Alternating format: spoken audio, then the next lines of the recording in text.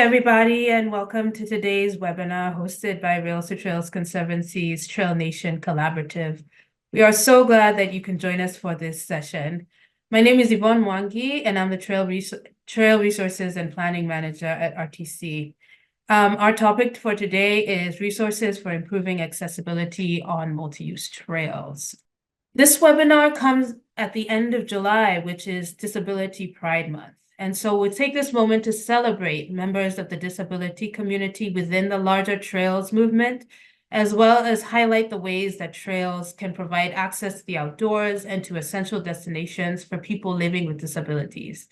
In this webinar, we get to hear from 3 speakers with diverse perspectives who will share their tactics, tools, and lived experiences on how trails can serve people with disabilities.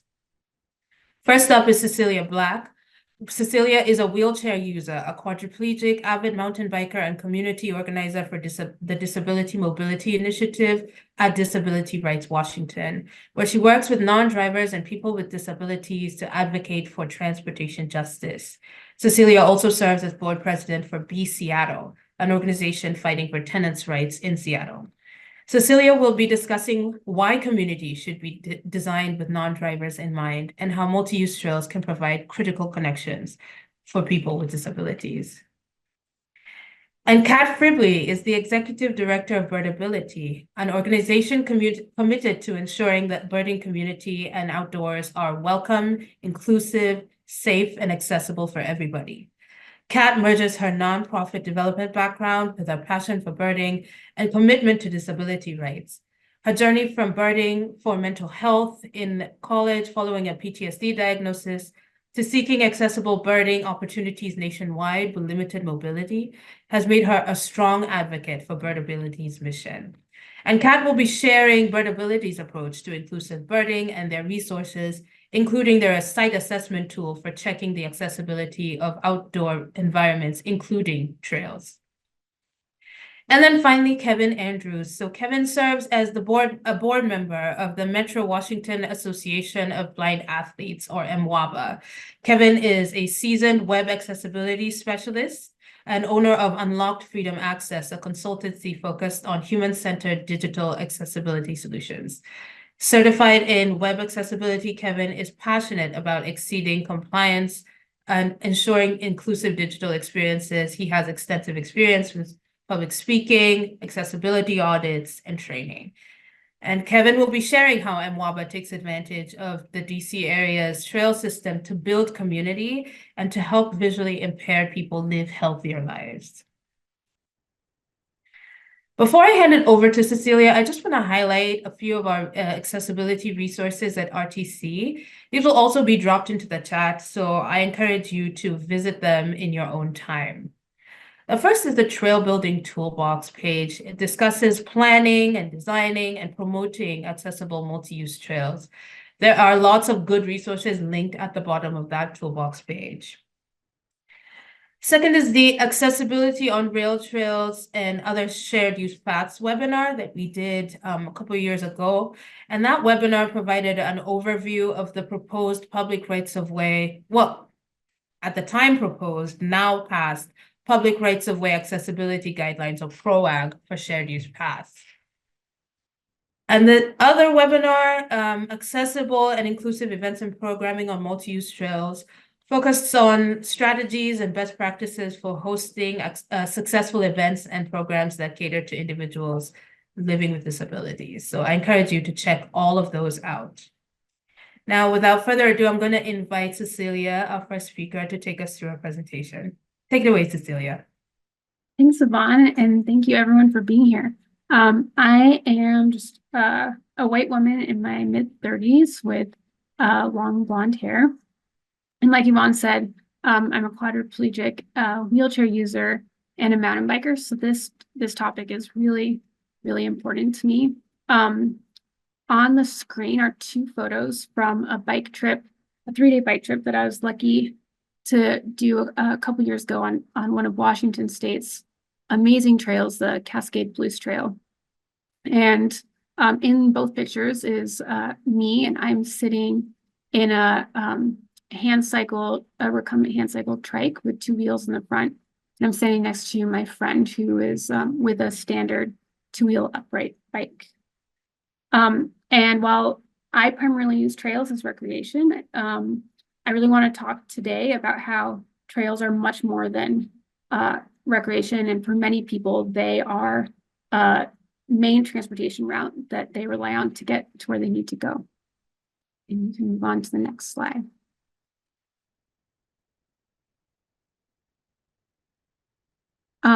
A little bit background about what I do at Disability Rights Washington. I work on a program called Disability Mobility Initiative.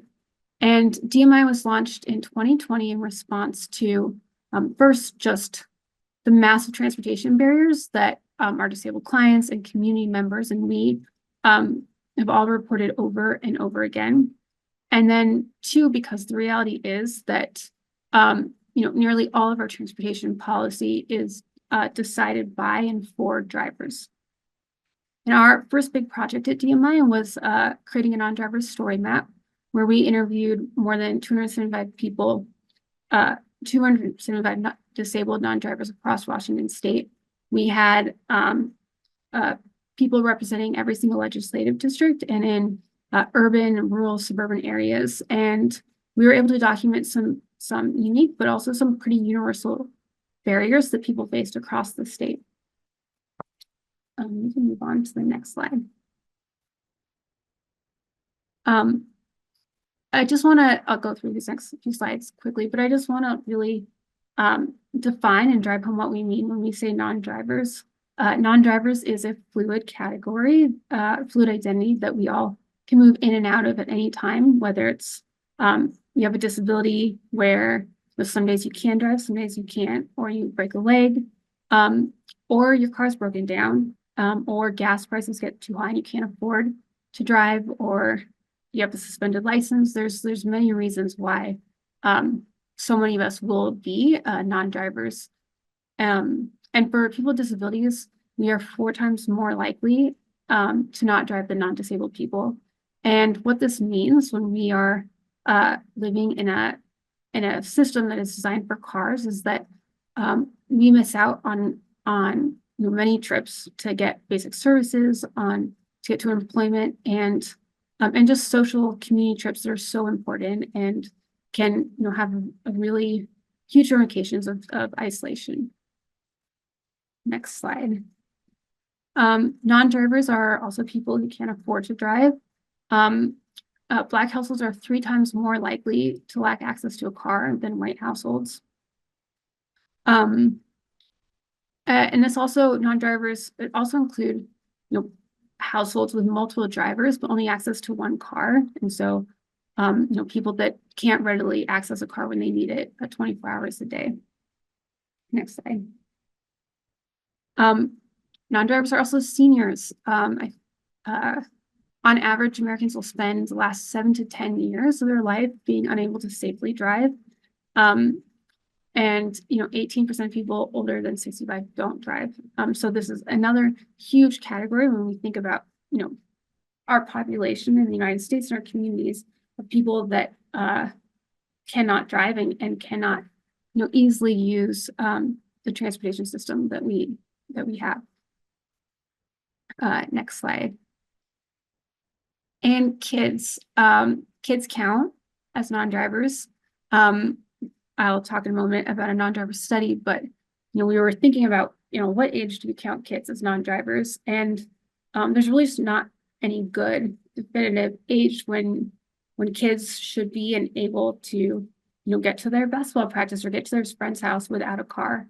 And also, when we don't count kids as non-drivers, we are also placing massive assumptions and burdens on families that a car is needed to get to all of their activities. And that is something that not every household has the time or the ability to do. And so it's really important that we are also thinking about kids and their activities and how kids can access all the things that they need to access without a car. Next slide.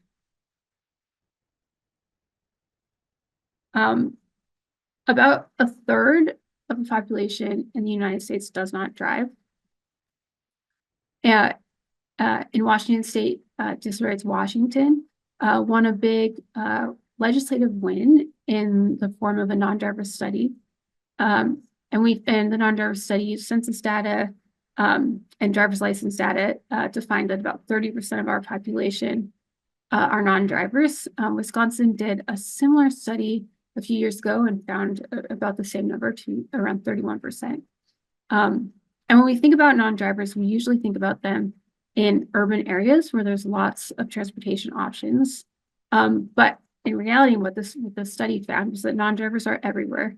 And looking at this map of Washington State, it's a map showing the percentage of non-driver population per census tract. And the darkest areas are communities with the highest share of non-drivers. And what we see is actually it's not the urban areas that have the greatest share of non-drivers. It is rural areas. For people that aren't familiar with Washington State, you see some of the darkest green areas are in eastern Washington. The communities are in the Yakima Valley, where there's a high undocumented immigrant community, has a significant amount of non-drivers. And then moving to Washington State, or Western Washington, where our main cities are. Again, but it's not Seattle, it's not Tacoma, it's not these urban hubs that have the greatest percentage of non-drivers. It's actually in the suburbs surrounding the city, which I think that, the way we're seeing housing prices increase is a pretty good indication that people that don't always have the most transportation options are the ones that are being forced out of cities and moving to communities that don't have as many transportation choices. And so what does this mean for trails? For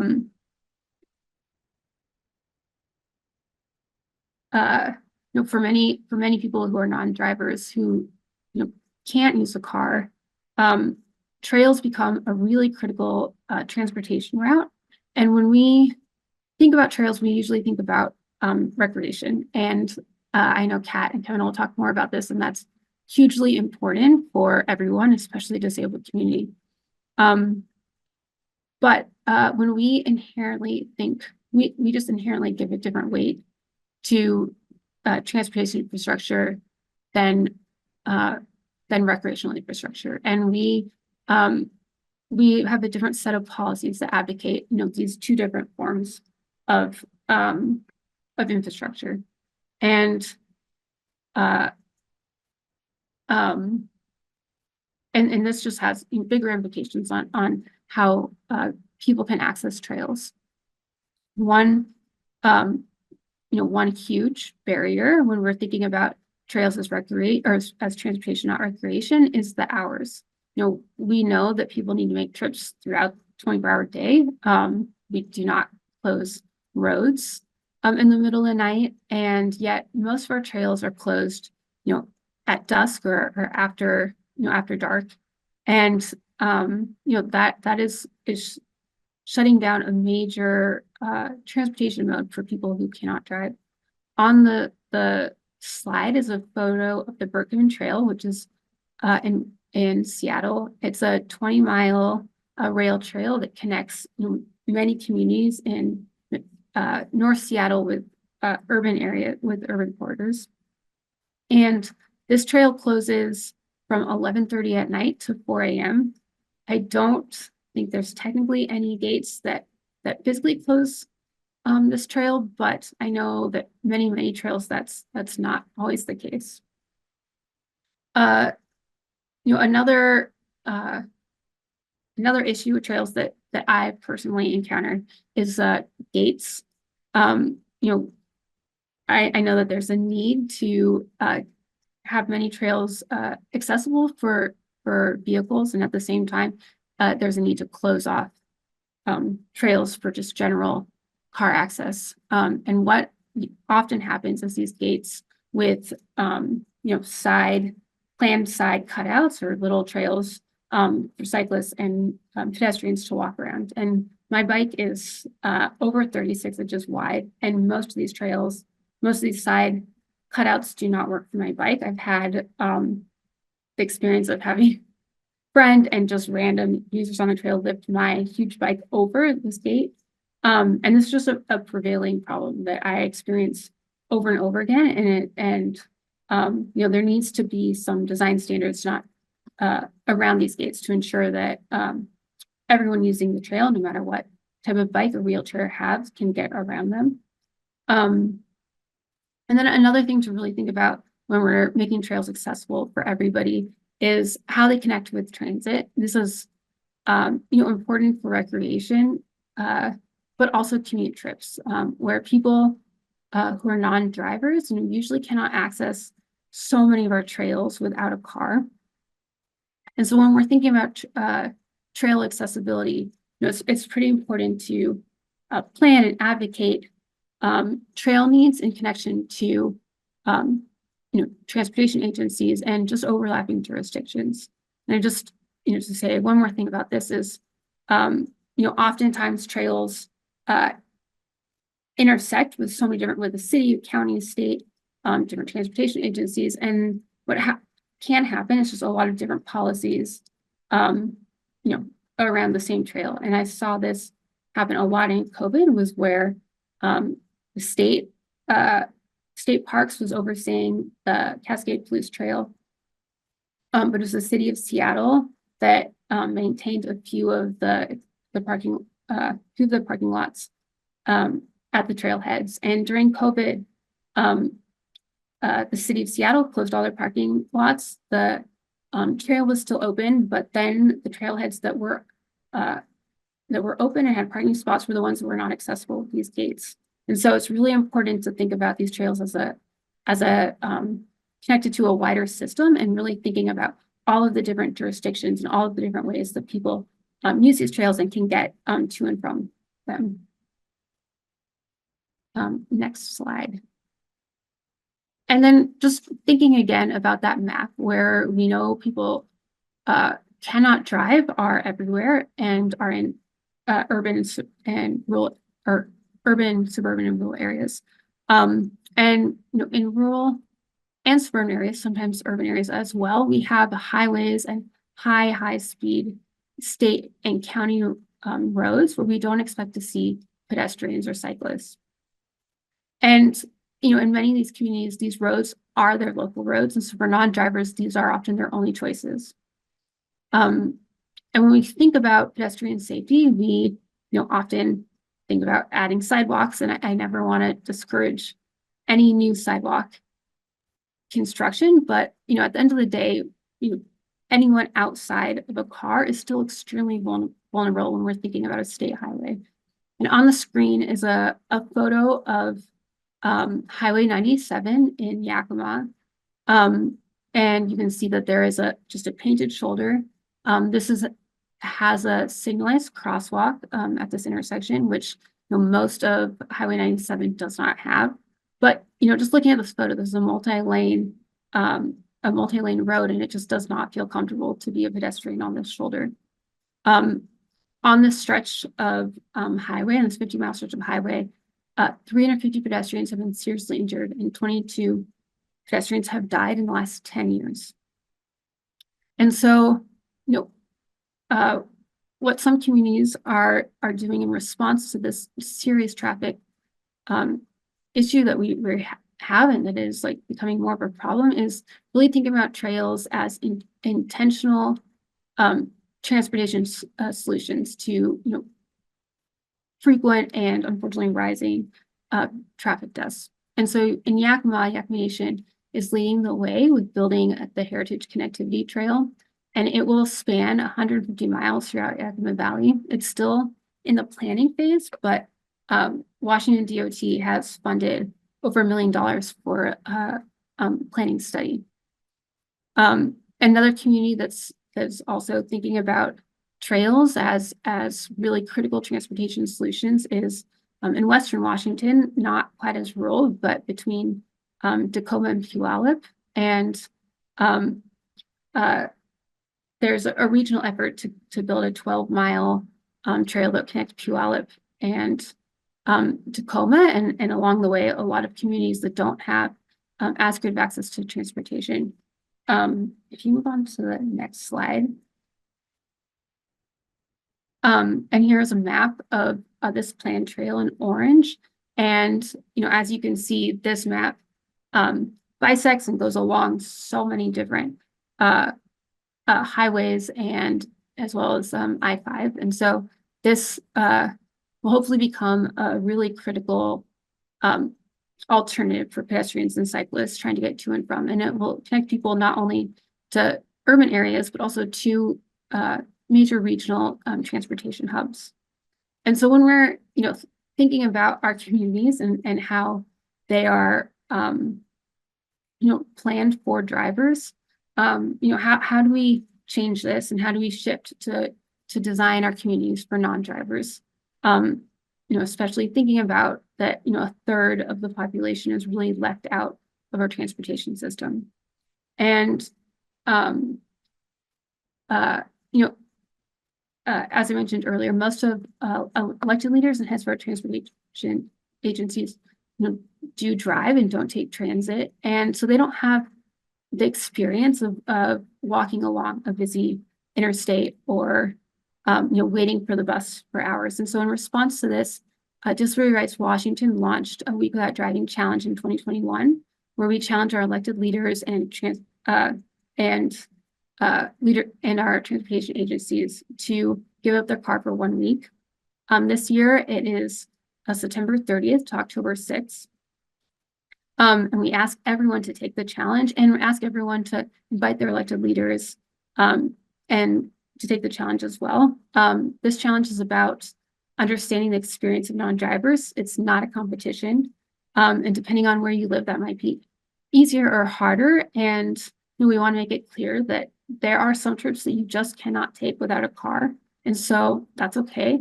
But when you do that, we ask that you think about what you would have done if you were a non-driver. And what we found is this week is a pretty amazing advocacy tool where it's creating so many opportunities to have a dialogue with our elected leaders and our transportation agencies to raise broad awareness around people with disabilities and non-drivers and just our transportation system overall. If you can move on to the next slide, we have a video, a recap of last year. It was the first year that Without Driving went national, and just I think a pretty exciting video to get you pumped up for this year.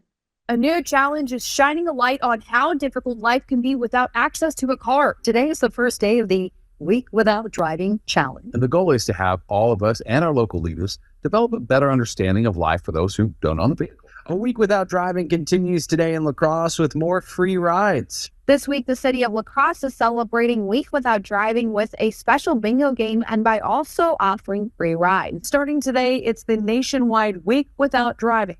And King County is hosting this challenge with more than 123 communities and cities. Council member Claudia Balducci says across the board, about 30% of people don't have a car. That's why she and the council proclaimed the next 7 days as the Week Without Driving. In Humboldt County, it almost feels impossible to get from point A to point B without a car. But those with disabilities and those who cannot afford to drive face that challenge every day. Council member Renee Contreras de Loche spoke from her own personal experience of using transit in the past. Challenging and trying to figure out how we were going to get to music appointments, to school, to doctor's appointments. The challenge isn't about not using a car. It's more about seeing what it's like not being able to have access to a car. A quarter of Rochester households don't have access to a personal vehicle. So for a lot of Rochester households, this isn't really a choice. I'm standing at a bus stop in Seattle's Soto neighborhood that doesn't have a shelter over it. That's just one barrier Disability Rights Washington wants the public and policymakers to become more aware of during its Week Without Driving challenge. This week is a full circle moment for Durham Mayor Pro Tem Mark Anthony Middleton, who's taking the bus to and from City Hall, utilizing ride shares and walking to get around. Any city that's going to consider itself a great metropolis, has to cross the threshold where the city is negotiable without a car.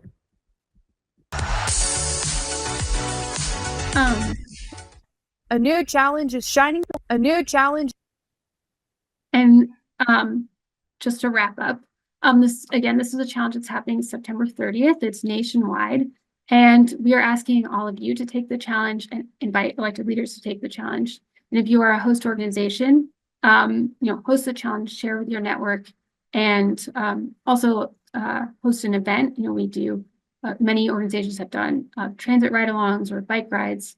And if you go to Week Without Driving, there's just a lot of resources on just different ways you can participate throughout the week. All right, thank you so much, Cecelia. Thank you for that call to action to participate in the Week Without Driving. I hope more people on this webinar will be inspired by your advocacy. So we're going to hear from Kat Fribley next. I did not describe myself. I am a Black woman, medium brown skin, short hair, close cropped. And that's my visual description. So yeah, Kat, feel free to take it away. Thank you so much, Yvonne. My name is Kat Fribley, and my pronouns are she, her. I'm a white woman in her mid-50s with pink and blonde and gray hair in 2 buns. I'm wearing a black floral shirt and big metal earrings and some really blinged out black cat eye glasses. Behind me are plants and a red wall and a bookshelf. I am a multiply disabled woman living with my wife and 2 cats in Iowa City, Iowa, which is the traditional land of the Meskwaki. I am someone who experienced life with invisible disabilities until 2007 and began actually, as Yvonne had referenced, birding as a way to enhance my own healing and mental health. After a PTSD diagnosis in college.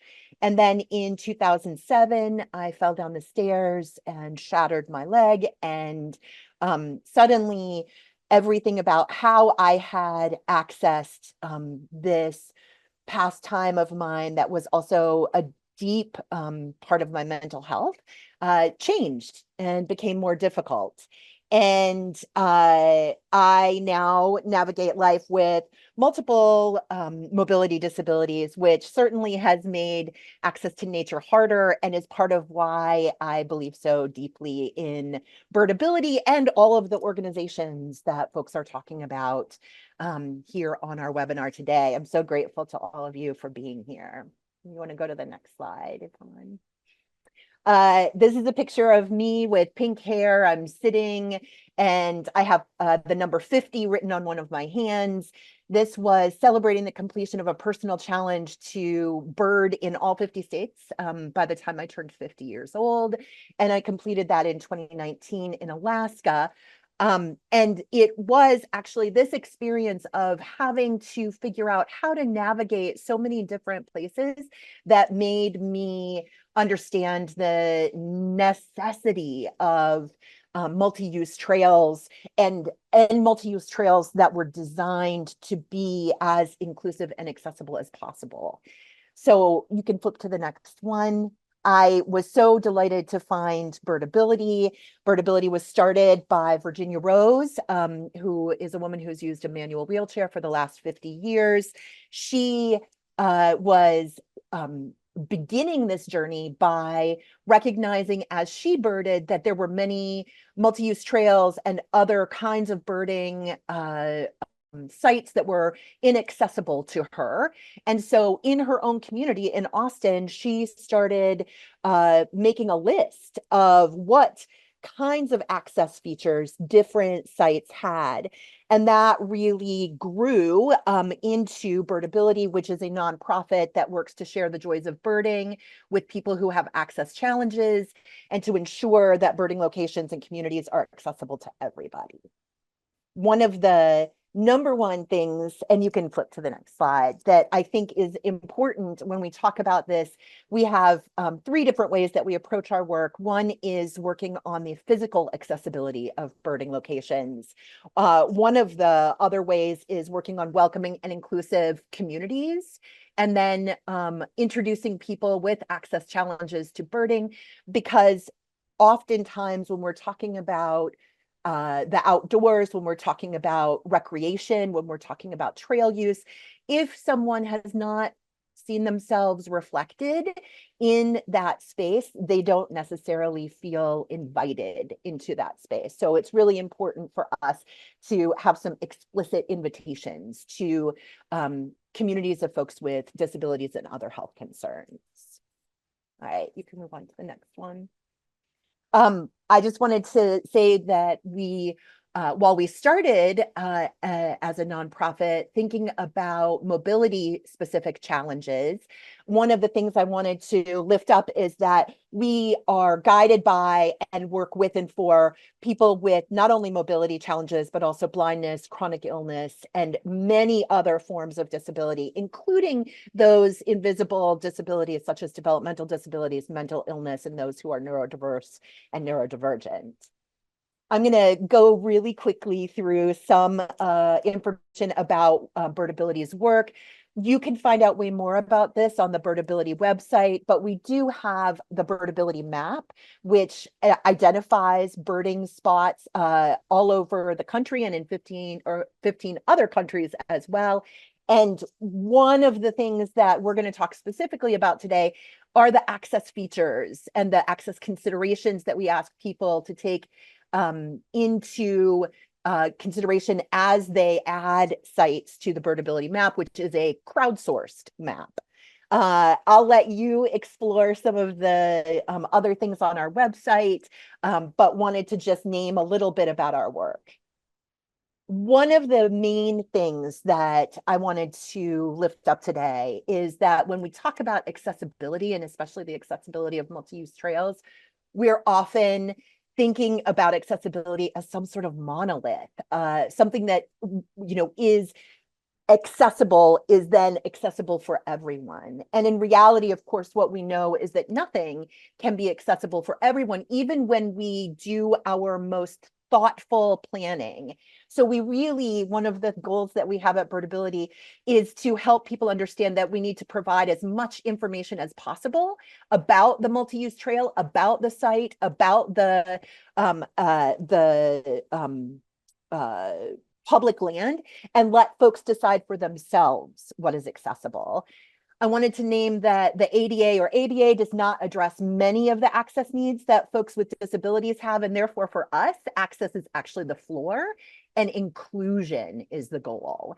And when we think about access and inclusion, we need to remember that it requires us to have an intersectional approach to disability. One of the things I loved in Cecelia's presentation was the way that she talked about all of the various reasons that folks might not drive, and thinking very deeply about the intersections of disability, the intersections of poverty and class, the intersections of race, the intersections of so many other components of our lives. And then also I wanted to just name that we believe deeply in the social model of disability, and we would argue that it's society and our spaces that are barriers and not disabilities themselves. I want to talk for a minute about why this is important. 1 in 3 birders actually experiences an accessibility challenge to participation in birding and being in nature, according to a recent study by Virginia Tech. And many, as I mentioned, historically excluded folks don't believe that birding in nature is actually open and available to them. When we do not see ourselves reflected in a community, in a space, in a pastime, it's very difficult to imagine ourselves then accessing it, especially, again, when we don't have the kind of detailed information that would tell us that we are going to be able to find access in the spaces that we're attempting to sort of access nature. So when we create accessible and inclusive trails and outdoor spaces, absolutely everyone benefits. Because as Cecelia pointed out, we're not just talking about folks actually with disabilities. We are also talking about, disability or access considerations being something that folks move in and out of over their life. If you have a broken leg, if you are pushing a stroller, if you are needing to use public transit, all of those things are reasons for us to create accessible and inclusive multi-use trails and outdoor spaces. We know that birding and time in nature is something that has a deep mental and physical health benefit. And that's one of the reasons that accessible trails matter. This quote says there's ample evidence that time in nature provides a range of physical, emotional, and mental benefits and can enhance a sense of belonging. Yet the people who need these benefits the most, the disability community, are often excluded from the outdoors. So what else do we know? I want to jump to the next slide and say, we know that 1 in 4 Americans currently has a disability. I wanted to just make sure to lift up the number of people in our communities, in our lives, in our families, who are absolutely within this 1 in 4, whether that is a mobility challenge, whether it is a sensory challenge, whether it is some form of neurodiversity. I just want us to know that what we're talking about is actually at minimum 25% of the population when we're talking about the need for accessible trails. So I wanted to talk for just a minute about access considerations. I'm going to go super quickly through this, but what I will tell you is that at birdability.org, and I know that Isabel and Yvonne have been dropping resources into the chat, that we have a document, we have a number of guidance and resource documents, including access considerations for trails and other birding sites. And we start at the beginning. Literally, we need trail information about multi-use trails ahead of time.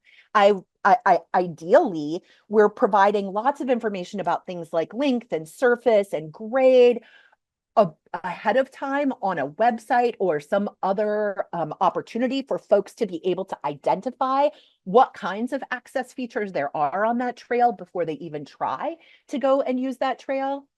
We are talking about also having that multi-use trail have information about all of these different access features at the site as well, before folks perhaps enter the trailhead.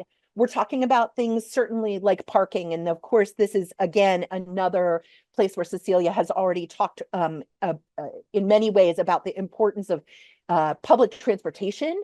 We, as one of the things on our access considerations document, we do ask about folks' ability to access the trail using public transportation, but we also ask about accessible parking.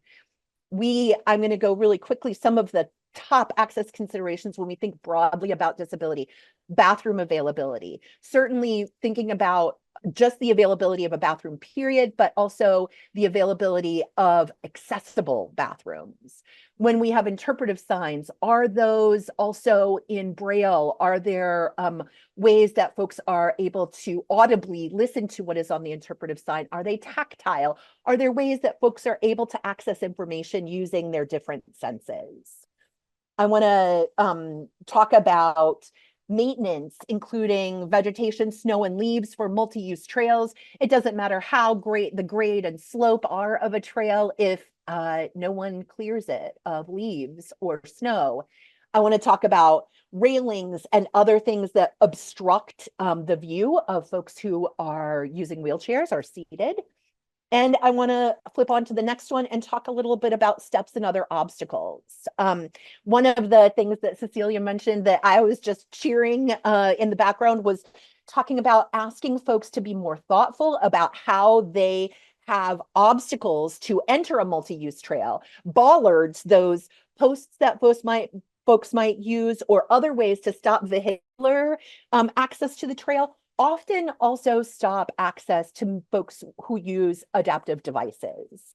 And then I want to talk about benches. One of the absolute key ways that we can make multi-use and other trails available to folks with disability is by providing benches and letting folks know how far apart those benches are and making sure they are attached to the trail surface for use.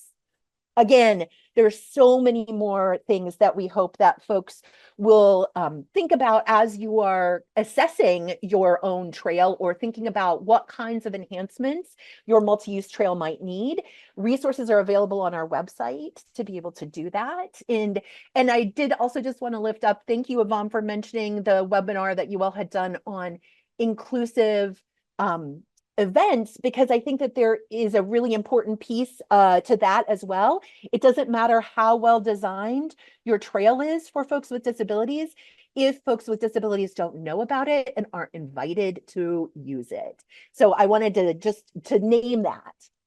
One of the things that Virginia Rose, who is our founder, often says is that no one can predict what an individual with an access challenge can or cannot do, but what we need is information so that we ourselves can determine that. So I wanted to lift up a couple of ways that you can get involved. Similar to Week Without Driving, we have Birdability Week, which will be happening in October of this year. Birdability Week is an awareness raising week, and it is October 21st through 27th, and there'll be more information about how you can get involved with that on our website. Please feel free to reach out with any questions. This was like the fastest presentation I've ever done. And I'm super excited to turn it over to you, Yvonne, so that we can hear from Kevin. Thank you so much, Kat. There is so much we can say about Birdability and the wonderful resources that they have. So I really encourage you to follow the links in the chat and reach out to Kat in the future if you have any further questions or if anything piques your interest. And now we're going to hear from Kevin representing MWABA. So Kevin, take it away as soon as you're ready.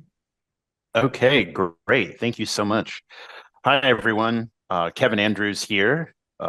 Pronouns are he, him, his. I'm a Caucasian blind male, 30s, short brown hair, beard, wearing a purple short-sleeved shirt with a not very exciting just wall behind me in my apartment. I live in Washington, D.C., and I am an at-large board member on the Metro Washington Association of Blind Athletes board as of September of last year. Today, I'm going to be talking to you about multi-use trails through our tandem biking program, or as we sort of colloquially call it, Tandemonium. And you'll notice a lot of themes from our other two great presenters. We'll be talking about some of those issues as well. Just so everyone has a shared understanding before we go any further, tandem bikes are, it's a bike, as the name implies, where two people ride, one in the front called the captain, the other in the back called the stoker. And actually in one of our photos, you'll see there is a triple tandem out there in circulation, but it's only one person has that, as far as I know right now. So if we could go to the next slide, that would be the intro slide. So MWABA, our mission really is to connect visually impaired individuals in DC, Maryland, and Virginia to activities that will help them live healthy, active, and balanced lifestyles. And so today we're going to be talking about what trails we use, about MWABA. I will do my best to walk you through some of the visuals that we have. So next slide. And so this slide here, so our rides really are about building and promoting community physical activity and mental well-being, as our other presenters kind of talked about. This is huge for our group. A lot of this really comes down to getting people out and moving on bikes, and we really want to make sure that the recreation is accessible to all, and we will talk about how we facilitate that. Next slide. So we have a variety. We have a couple different trails that we use. I'm not sure. I understand we have folks from all over the country, maybe the world. So we have two different trails that we use regularly: the Anacostia Riverwalk Trail and the Capitol Crescent Trail. So currently, we've partnered with the Washington Metropolitan Area Transit Authority, or WMATA, not to be confused with MWABA. We've partnered with WMATA to have tandem lockers at both Bethesda and Eastern Market metro stations.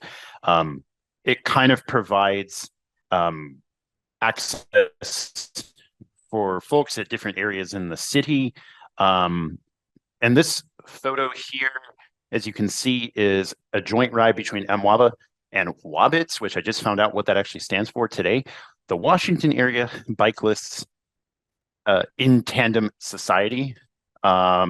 We had a joint ride with them. So you've got 14 people here with their tandems, and one pair is from WABITS. And this is on the Georgetown and the southern end of the Capitol Crescent Trail.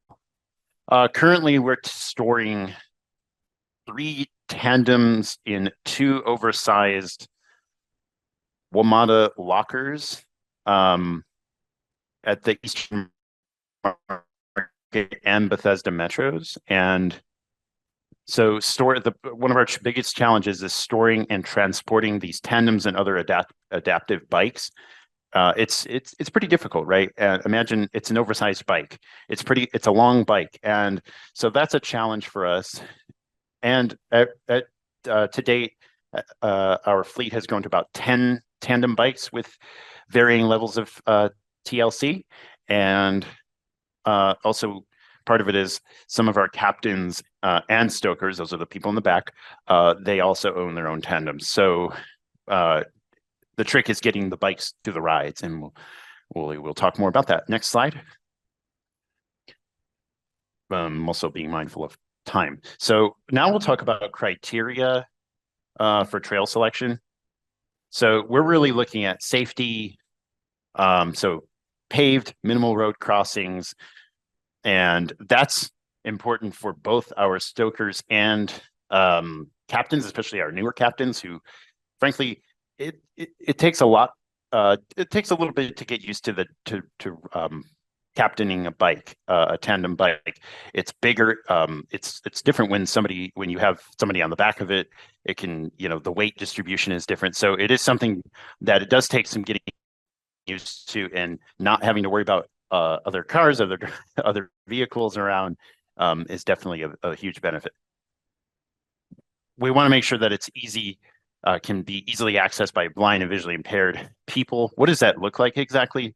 So one of the big things for us, of course, most of our, I would say pretty much all of our stokers can't drive, right? And this is a common theme that we're talking about, non-drivers.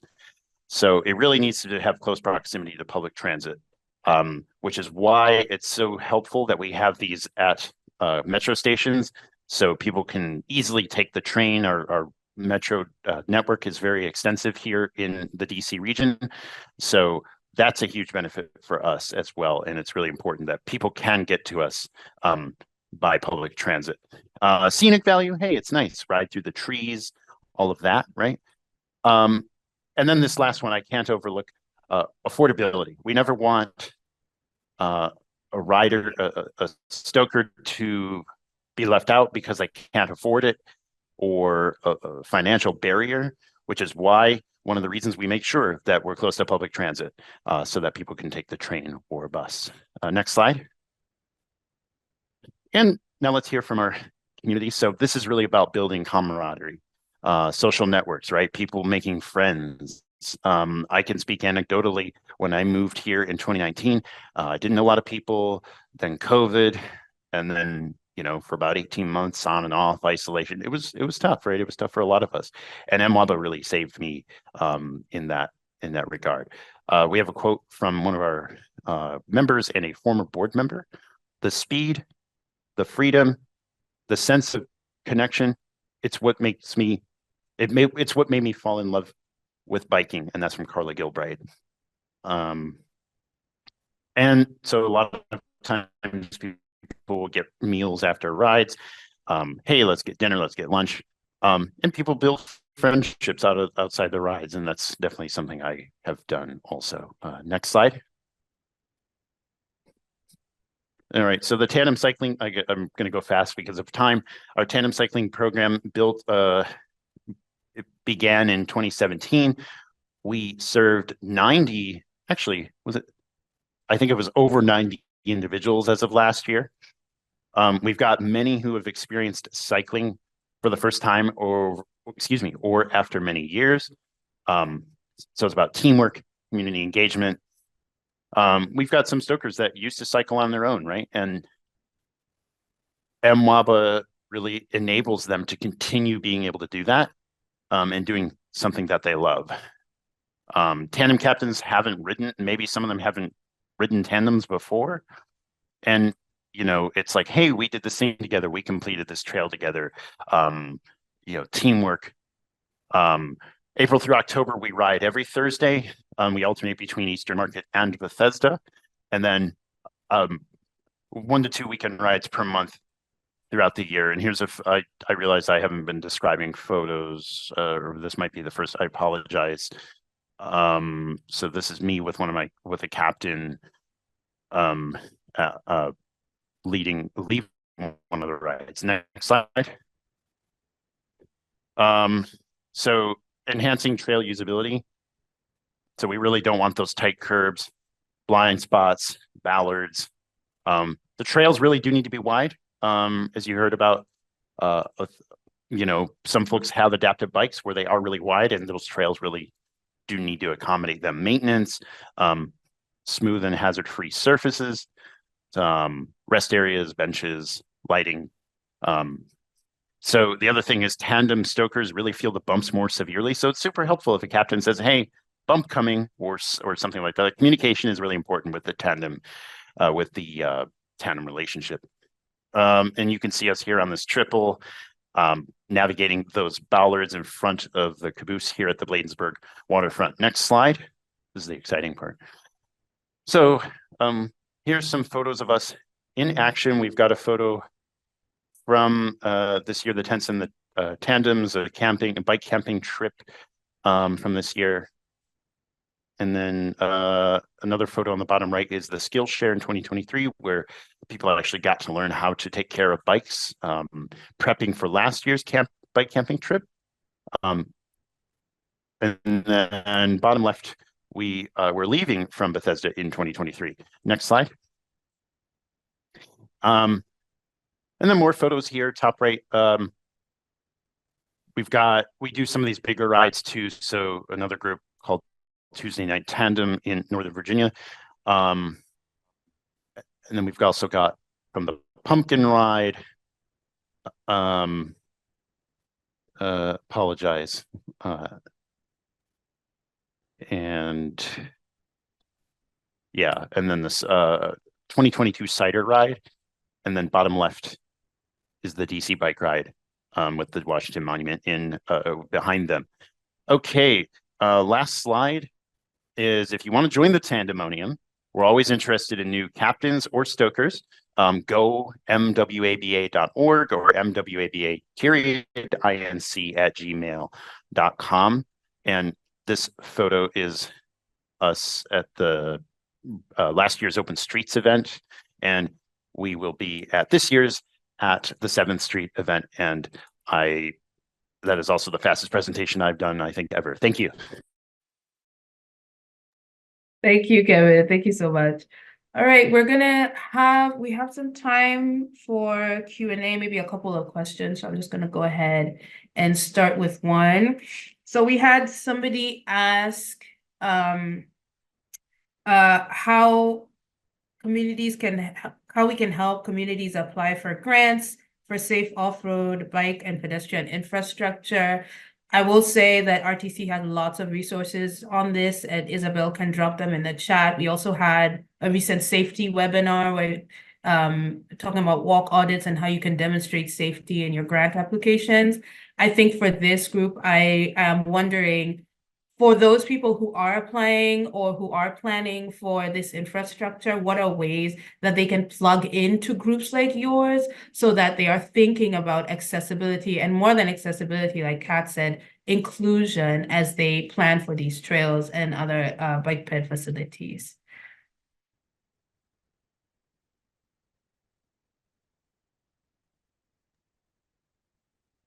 This is Kat. I'm happy to just quickly say, I know myself, probably Cecelia and Kevin as well, or part of what we do is offer information, support, and resources to folks who are working towards accessible and inclusive outdoors. And so please feel free to reach out if there are questions that you have. We're happy to do a consultation and talk through any of the ways that you are considering what you might be able to do, right, with your multi-use trail or your design, or alternately your grant applications, because I do think that there are really specific things that you can apply for that are going to make a difference to the largest group, right, of folks with disabilities, thinking broadly about folks along a disability spectrum. Great. Does anyone want to add? I'll just, echo it. Like Kat said, we always love people to reach out. And then just in your own communities, there's it's hard sometimes to find different community organizations that are working.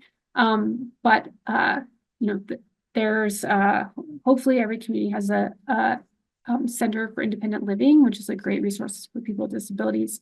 But also just try to find communities that just aren't being represented just in general and not just disability community. And so we're always happy to have people reach out to us, and sometimes it's hard to find, but really look in your own communities for just groups that aren't being represented in your trail building.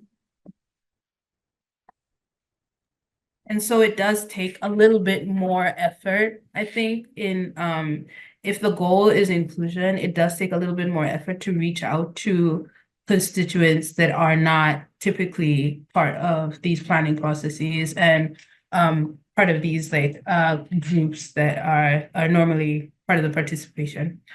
Okay, well, we're right at 2:00. So we don't have time for more questions, but if you submitted a question, we will try our best to get back to you. And you should have the emails of the speakers within the chat, so you can also reach out individually. I want to thank all our wonderful speakers for sharing their experiences, their lived experiences, the data, the work that they're doing to actualize inclusion in trails and outdoor recreation. So thank you everybody for joining, and I hope you have a good afternoon.